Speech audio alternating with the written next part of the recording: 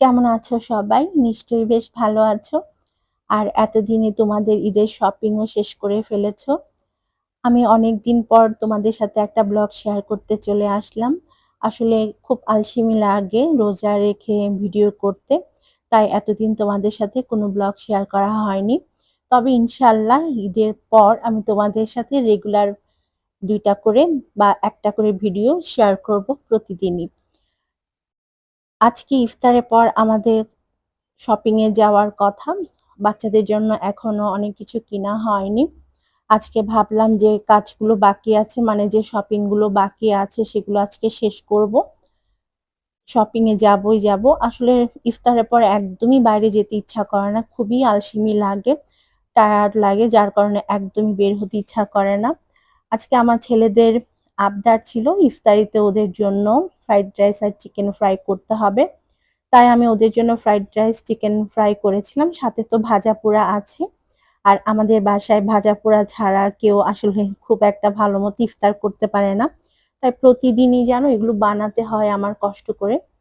Finally ইফতারের পর খুব তাড়াহুড়া করে রেডি হয়ে আমরা মার্কেটে চলে আসছি। আমরা প্রথমে আসছি রাজলক্ষ্মীর অপোজিট সাইডে যে নিগার প্লাজা আছে সেখানে। আমরা আজকে নিগার প্লাজা থেকে কিছু শপিং করব কারণ এখান থেকে বাচ্চাদের খুব ভালো ভালো টি শার্ট পাওয়া যায়। আজকে আমার ছেলেদের জন্য টি শার্ট কিনবো, সেই সাথে ওদের বাবার জন্য টুকটাক শপিং করবে, আমার জন্য টুকটাক শপিং করব। আর এখানে না জানো সবকিছুই পাওয়া যায় ছেলে মেয়ে সবার জন্য।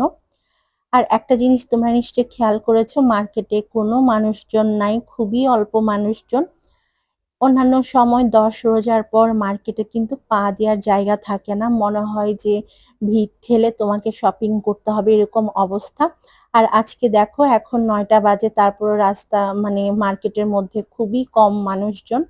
মানে এই নিগার প্লাজায় জানো অন্যান্য সময় এত ভিড় থাকে, এত ভিড় থাকে যে পা দেওয়ার অবস্থা থাকে না। আর সেই নিগার প্লাজায় আজকে দেখলাম যে মানুষজনের খুব কম আনাগোনা। আসলে যেটা হয়েছে সেটা হচ্ছে যুদ্ধের কারণে হয়তো অনেকে টাকা সেভিং করতে চাচ্ছে, খুব একটা টাকা খরচ করার প্ল্যান হয়তো কারো নেই, যার কারণে মার্কেটে মানুষজনের সংখ্যাও অনেক কম।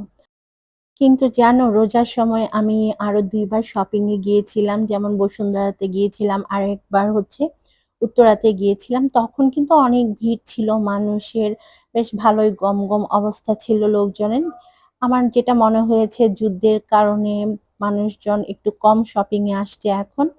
যাই হোক আমরা তো এখান থেকে আমাদের যা যা দরকার সেগুলো কিনে নিয়েছি। বাচ্চাদের জন্য টি শার্ট আর বাসা পরার জন্য কিছু প্যান্ট, ওদের বাবার জন্য কিছু কাপড় কিনলাম। আর এই মার্কেটের এই ৪ তলায় আর কি ছেলেদের ভালো মানের কাপড় পাওয়া যায়, একদম এক্সপোর্ট কোয়ালিটির শার্ট, প্যান্ট, টি শার্ট এগুলো পাওয়া যায়। আমি সবসময় এখান থেকেই নিই আমার ছেলেদের জন্য। আর এখানে আমাদের একটা পরিচিত দোকান আছে যারা কিনা আমাদেরকে খুব ভালো ভালো জিনিসগুলো সবসময় দেয়। তো আসলে পরিচিত দোকান থাকলে এরকম একটা সুবিধা পাওয়া যায়। তো আমাদের তো মোটামুটি শপিং শেষ। তারপরে চলে আসলাম একদম নিচের ফ্লোরে যেখানে মেয়েদের অর্নামেন্টস গুলো পাওয়া যায়। আমার এই ছোট ছোট কানের দুলগুলো খুব পছন্দ হয়েছে। তো আমি ভাবলাম এখান থেকে ৩ জোড়া কানের দুল নিই প্রতিদিন ইউজ করার জন্য, মানে রাফ ইউজ করার জন্য। আর এই কানের দুলগুলা না জানো ১ বছর পর্যন্ত কালার গ্যারান্টি থাকে, কোনো ধরনের চেঞ্জ হয় না কালার, খুব ভালো হয়। আর আমি বেশ কয়েকবার নিয়েছি এবং ১ বছরের বেশি সময় ধরে আমি ইউজ করছি, কালার কিন্তু একদমই যায়নি।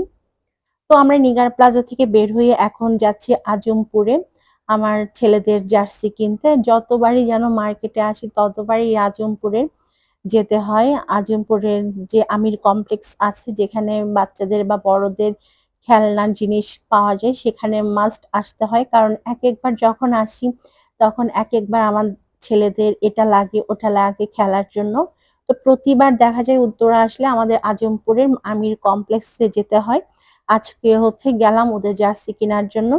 আর এই যে রাস্তায় আমরা হেঁটে হেঁটে যাচ্ছিলাম, রাস্তার ২ পাশে যে ভ্যান গাড়িগুলো দেখছো এগুলোতে অন্যান্য সময় অনেক বেশি মানুষ থাকে, যে তুমি পা দিতে পারবা না, হাঁটতে পারবা না, এরকম একটা অবস্থা থাকে এখানে। কিন্তু আজকে কেন জানি এত কম মানুষ ছিল যে কি বলবো, মানে আমার নিজের কাছে মনে হচ্ছিল না যে ঈদ ঈদ একটা ভাব নিয়ে মানুষ শপিং করছে। নরমাল সব সময় যেরকম থাকে সেরকমই মনে হয়েছে। ঈদের বাজারে তো এত কম মানুষজন থাকে না সচরাচর, আরো বেশি মানুষজন থাকে। এই তো আমাদের মোটামুটি শপিং শেষ। এখন আমরা ওয়েট করছি সিএনজির জন্য। সিএনজি পেলেই হচ্ছে আমাদের বাসায় চলে যাব। আর রাস্তাঘাট ফাঁকা দেখে আমি একটু হাঁটাহাঁটি করে যাচ্ছিলাম।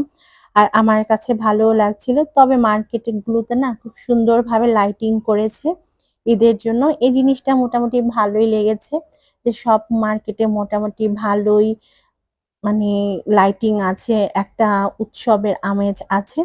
ফাইনালি বাসায় চলে আসছি আর এ হচ্ছে আমাদের আজকের শপিং যা যা করেছি। তোমাদের সাথে পরে একদিন সবগুলো শপিং শেয়ার করব। আজকে আর তোমাদেরকে খুলে দেখাচ্ছি না। আর বেশিরভাগ তোমাদের ভাইয়া আর ছেলেদের কাপড়, যার কারণে এগুলো দেখানোর মতো কিছু নাই। একদিন আমি সবগুলো শপিং নিয়ে তোমাদেরকে একটা ব্লগ আকারে সেটা শেয়ার করবো ইনশাল্লাহ।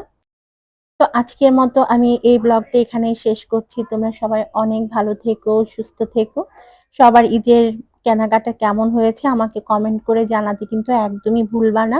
আমি সবার কমেন্টের জন্য অপেক্ষা করব। সবাই ভালো থেকো। আল্লাহ হাফেজ।